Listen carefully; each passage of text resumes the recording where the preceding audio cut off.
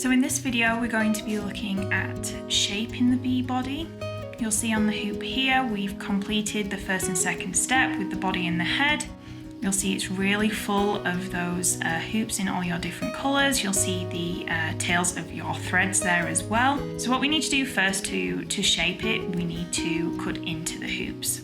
So you're going to need a pair of sharp scissors. You can use large or smaller embroidery scissors. I'll demonstrate with both just to show you.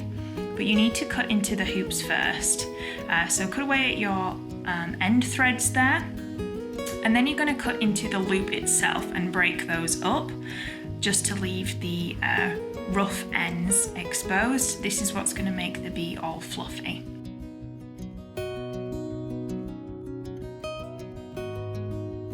Just gradually, just work away at the surface there. Use the tip of the scissors if you're using a larger pair. It does help if these are very sharp, but do this gradually so that you're not over cutting. But you want to just, in this first stage, is just break up those loops there. I'm rotating the hoop here just to make sure I'm not overcutting one particular area, and I'm just checking my work as I go. It's going to be very messy, so just make sure you're doing this in an area that you can tidy up. It will be helpful to have some tape or a lint roller handy just to help you with tidying this up.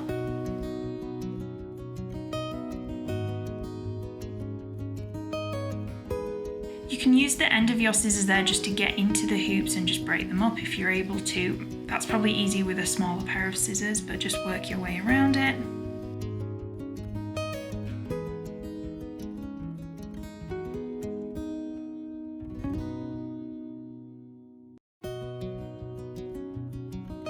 And as you cut away at the loops and just brush against the surface like that, you'll see the colours begin to blend and it becomes more velvety, the surface. This is what you're aiming for, so just keep going until all of those hoops are broken up.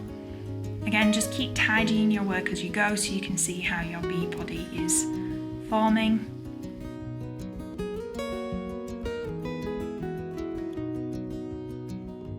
You can see there that I still have some hoops that are still intact. You want those broken up, so go back in again with the scissors and just chop through that.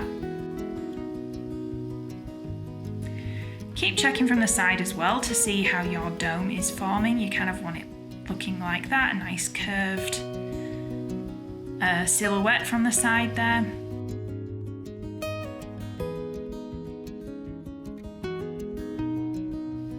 You'll find that in that center section there, your loops will have naturally got a bit longer as you were filling in that really tight space. Try and keep those long as well, it helps form the body. So I'm just going to tidy up the surface of my work here with a lint roller. I find these really helpful for this particular process. You can just brush it across your work and it'll just pick up all that fluff that's sticking to the canvas. Also helps clean up your work surface.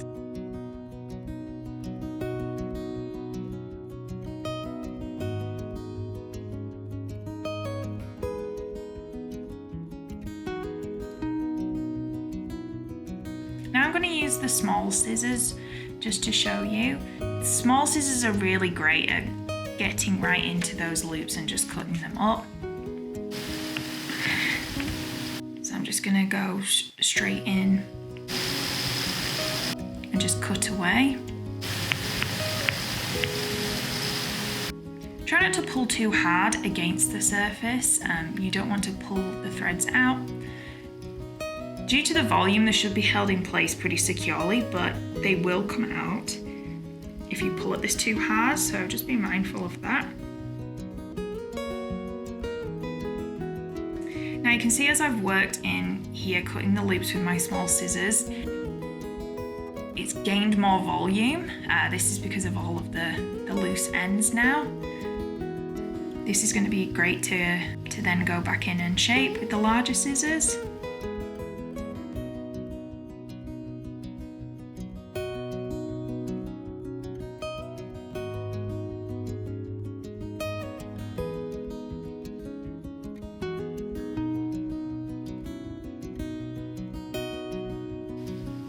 Just keep cutting away like that until all of the loops are gone.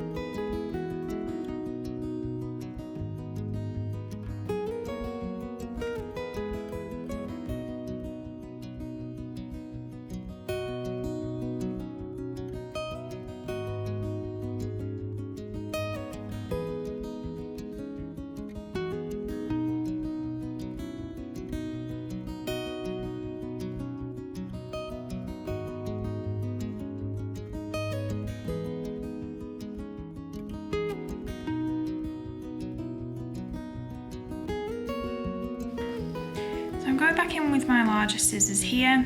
Just going to focus really on the outside, getting that shape the way I want it.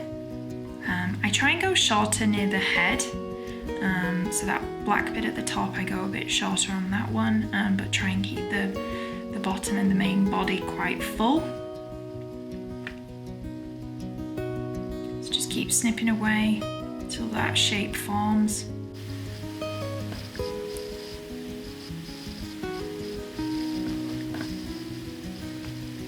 Around the edges.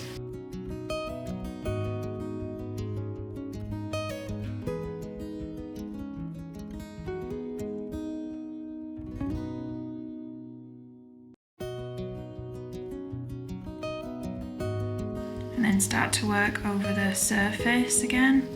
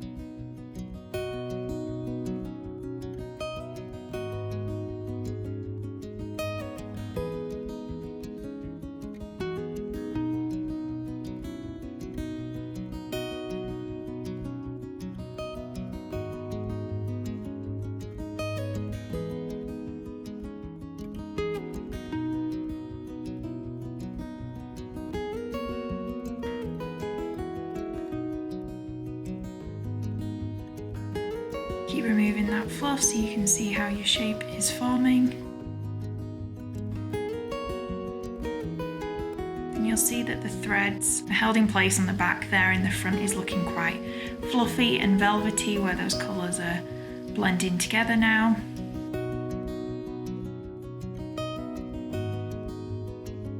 Keep going in. If you see any like longer threads that aren't quite fitting in with the shape, just make sure you're trimming those as you go as well.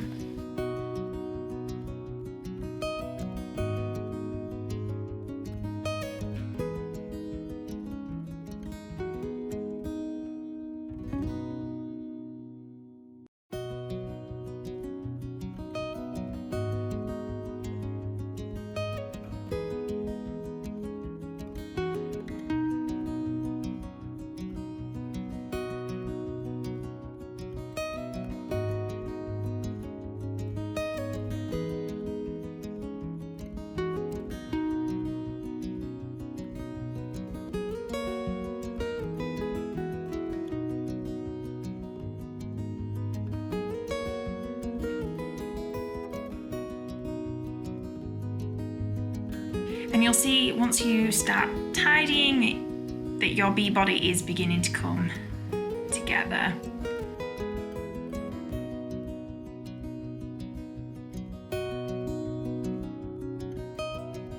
Now I'm focusing here on the head section. As I mentioned before, I do like to keep this really short, just a bit more defined than that main fluffy body.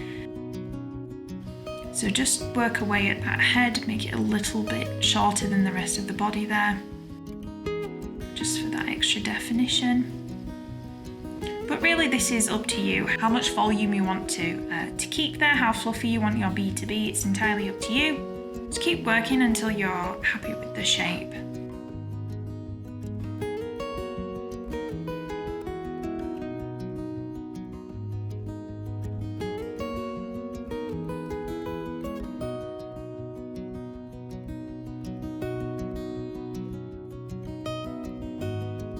Keep looking at it from all angles so you can ensure you're keeping a smooth surface. You don't have anything sticking out. Keeping your dome-like shape from the side profile.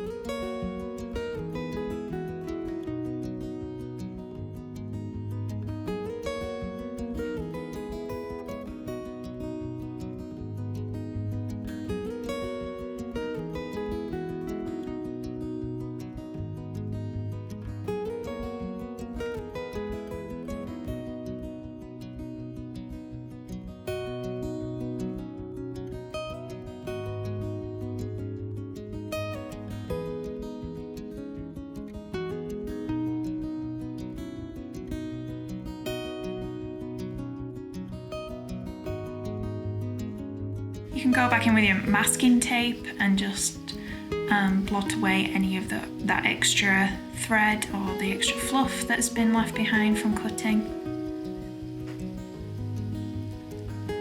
Tape works really great too, just to tap away at the surface and just remove some of that fluff that's left behind.